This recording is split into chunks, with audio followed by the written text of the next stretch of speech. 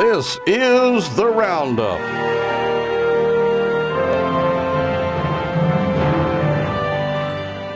Well, Senator, great to see you back here in Guthrie. Talk about flying into Guthrie. I know that hopefully you saw some of the upgrades to the airport, but just talk about being back here in Guthrie. Well, you know, I love Guthrie. All the history here, a lot of people. How many people out there know that we used to be the capital here? Yeah. They don't know it. And the other thing about Guthrie, and I'd say this around the state to other places, no one has done a better job, or is really as good a job, on their downtown area and preserving things as Guthrie has. Then, of course, I use your airport all the time. I know that that's how I get to Edmond and some of the other areas, and they've done a good job of controlling that. And so they finally come down on their gas prices, yes. So that helps. We're going to start with the American Health Plan. 217, 213 in the House, a small victory there, small victory on Trump. Now it's going to the World Series, your department. Well, yeah, let me tell you though, there are a lot more votes for that than are reflected by the vote count. Because if that had gotten close, there are probably as many as 20 members who said, well, if you need my vote, I'll vote for it because we need to have it.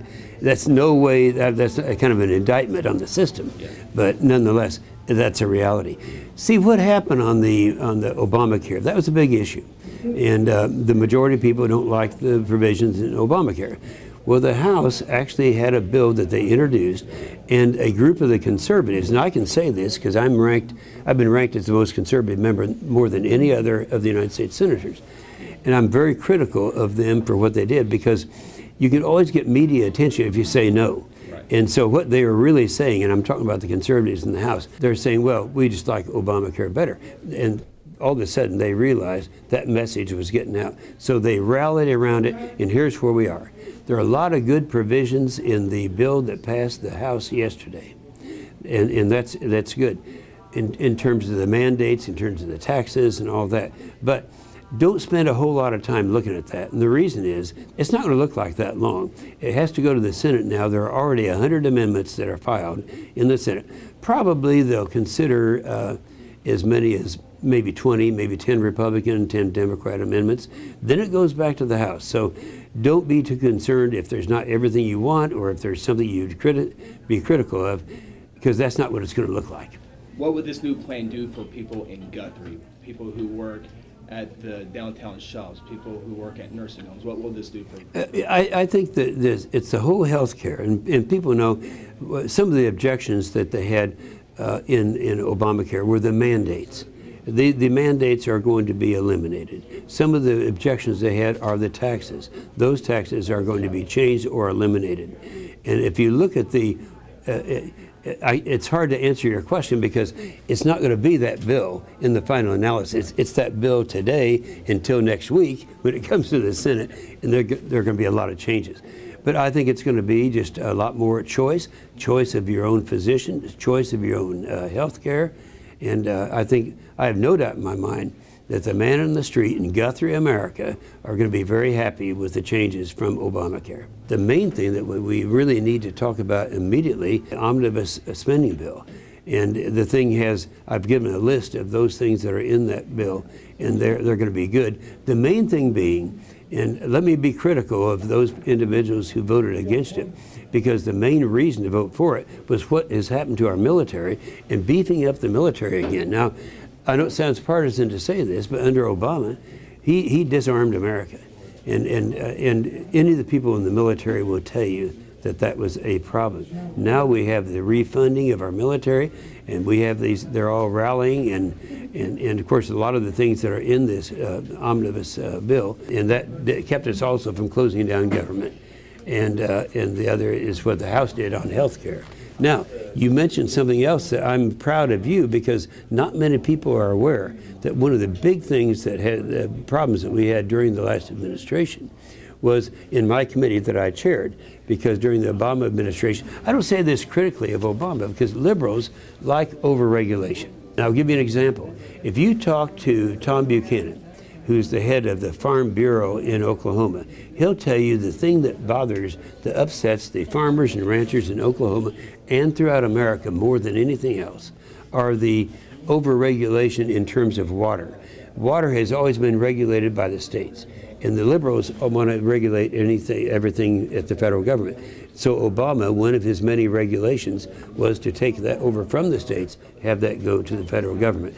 Well, one of the regulations that were changed by this president that is on the long list of regulations that he's changed, some 30 of them already, is to make sure that doesn't go to the federal government. So, and a lot of people, if you're a banker, it's you have the banking regulations that they'll tell you that were just killing the financial institutions and the farmers. I just came from the Home Builders Association. Their concern was on some of the regulations that cause housing costs to go up, but just regulations in general. And I'm just very happy that this president said he's going to attack the resolutions. He told me that back in October, and sure enough, he's doing what he said he'd do. You mentioned President Trump, 100 plus days now counting, probably the most focused presidential thing I've ever seen. I don't know about you, but talk about what you think so far and how he's handled everything. Well, here's the thing: he's done what he said he was going to do. A lot of people didn't like what he said he was going to do, but he's doing it. And if you look at the regulations, that's a long list of them that he actually has done, and that's now a reality. But he also said he's concerned about the border. Well, I was down on the border and found that this is a shocker. No, this actually hadn't been announced yet. But I found out down there, according to the Border Patrol, that 64% of the illegal crossings have stopped now as a result of the fact that we have a president who says he's going to do these before he's even done it. Now that's pretty incredible. Now we do know that we have to have a workers program, and we need to have some of the labor, and there's a way of doing that, and we're going to do it. But in terms of the illegal drugs that are coming across and all that, he's had a huge impact already. Now whether it's going to end up being a fence or not, I can't tell you. I'm not the fan that some people are of that, but nonetheless, it's already working. So that's a big thing. The problem that they have with Obamacare, that's something that just has happened. So this president has kind of gotten in. Oh, the military is the big thing, by the way. True liberals don't really think you need to concentrate on the military that much anyway. In fact, I've been the ranking member of the Senate Armed Services Committee, so it drives me crazy to sit there and listen to people say there's no threat. We have a greater threat facing America today than we ever have in history, and it's because it's not like it used to be. Countries now are developing, and I'm talking about Iran and Yemen and Iraq and Syria. All these countries are developing not just a bomb, but a delivery system. And the most dangerous one is North Korea, because the guy who runs that country is a nuthead. And the guy is totally unpredictable. And if he could wake up some morning, if he has a delivery system that can reach Guthrie, Oklahoma, he could deploy that and wouldn't hesitate doing it. So I look back wistfully at the days of the Cold War when he had, two responsible parties that both realize that mutual assured destruction means something. It doesn't mean anything to these people. So that's the threat that's there. We now have a president who's rebuilding the military. We are coming up with very good defensive weapons. We're going to be helping our allies like Ukraine, which our previous administration refused to do. So we're back to the point now where you can no longer say that our friends don't trust us and our enemies don't fear us.